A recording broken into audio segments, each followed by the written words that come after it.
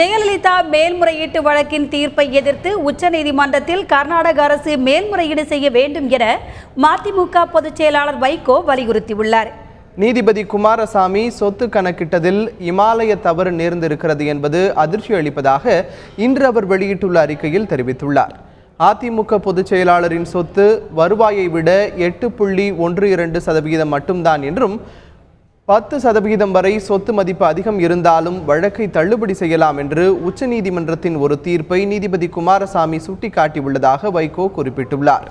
ஆனால் ஜெயலலிதாவின் வருமானத்தை விட சொத்து மதிப்பு 76.75% என்பதால் நீதிபதி கணக்கிட்டதில் மிகப்பெரிய பிழை இருக்கிறது என்று PV ஆச்சாரியா கூறியுள்ளதாக வைகோ சுட்டிக்காட்டியுள்ளார்.